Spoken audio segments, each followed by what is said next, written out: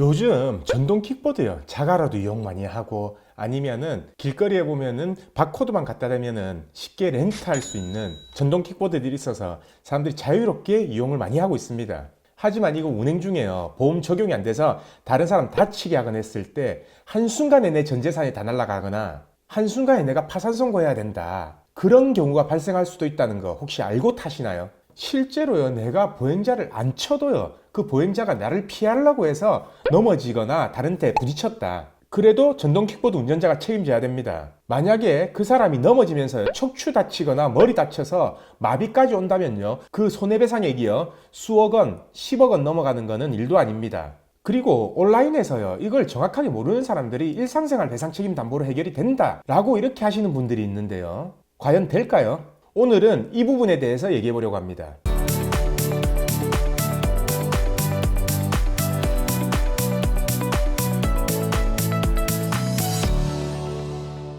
안녕하세요. 매일 새로운 정보를 드리는 채널 보상가 배상TV입니다. 구독과 좋아요는 제게 큰 힘이 됩니다. 오늘 이 전동 킥보드에 대해서 말씀을 드릴 건데요. 한 가지 예를 들어보면요. 요즘은 길에도 바코드만 찍으면 렌트할 수 있는 전동 킥보드들이 많잖아요. 근데 어떤 대학생이 학교 가는 길에 이걸 이용하면서 보행자가 지나가길래 자기는 브레이크를 잡은 겁니다. 근데 그 보행자가 놀라서 넘어진 거예요. 근데 넘어지면서 머리를 부딪혀서요, 뇌출혈이 발생했고, 그로 인해서 뇌수술을 했는데도 불구하고 반신마비가 된 겁니다. 결국 편마비가 됐다는 거죠. 그래서 치료비 몇 억에 위자료, 일시시, 간병비까지 해서 약 10억 원의 손해배상 청구가 들어왔습니다. 당연히 사고 난 피해자와 그 가족들은요, 완전하게 불행한 인생을 살아야 되겠죠. 그럼 이 운전자인 대학생은 어떻게 될까요? 제가 봤을 때는요, 이 대학생도 인생 처참하게 됩니다. 한마디로 따로 보험을 가입하지 않은 전동 휠이나 전동 킥보드들은요, 거리에서요, 제일 무법자라고 생각하시면 됩니다. 오토바이는요, 책임보험이라도 들어가죠.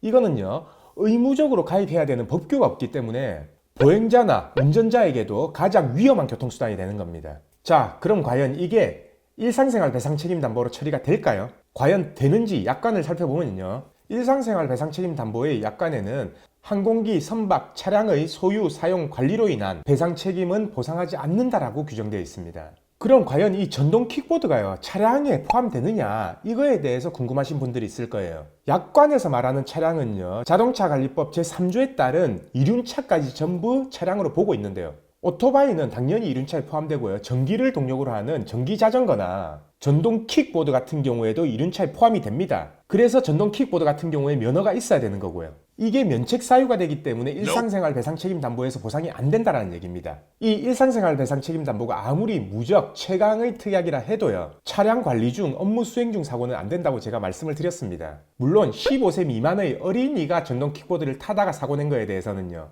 그 전동 킥보드가 이륜차에 포함이 되냐 안 되냐도 따져봐야 되겠지만, 일단 기본적으로 부모의 관리 부주의, 그 책임이 발생할 수 있기 때문에 보상 가능할 수도 있습니다. 하지만 기본적으로는 안 된다고 생각하셔야 됩니다. 그럼 이거 어떻게 해야 될까요? 만약 전동 킥보드를 매일 타시는 분이다, 자주 이용하시는 분이다 하면 따로 보험을 드셔야 됩니다. 이 보험은요, 고속 전동 킥보드와 저속으로 나눠져 있는 걸로 제가 알고 있고요, 고속형의 기준이라 하더라도 1년에 약 한 12만 원 정도로 알고 있습니다. 그리고 이거 든다고 해서 무조건 안심하는 게 아닙니다. 이것도요, 1인당 1억까지 밖에 배상이 안 돼요. 그래서 나머지 초과 손해액은 전부 다 안아야 된다는 얘기죠. 아까 제가 설명드렸었죠. 머리를 다치면은 몇 억, 10억 나가는 건 기본이라고요. 제가 봤을 때는 이 몇 년 사이에 전동 킥보드 시장이 아주 커졌잖아요. 그리고 이 정부에서도 관련 사업에 대해서 허가를 빨리 내줬고요. 그러면은 그에 맞는 보험 상품도 빨리 개발돼야 된다고 생각합니다. 그리고 이건 아시죠? 이륜차를 우리가 지속적으로 운행하는 사람은요, 손해보험에서는 실비고 뭐고 아무것도 안 된다는 건 아시죠? 이 전동 킥보드는 어떨까요? 그거에 대해서도 제가 다음번 영상에서 한번 언급을 하겠습니다. 주위에 전동 킥보드를 자주 이용하시는 분들이 있다면 이 영상 꼭 공유해 주세요. 오늘은 여기까지 하고요, 내일도 새로운 주제를 가지고 오겠습니다. 오늘 영상 끝까지 봐주신 구독자분들께 감사드립니다.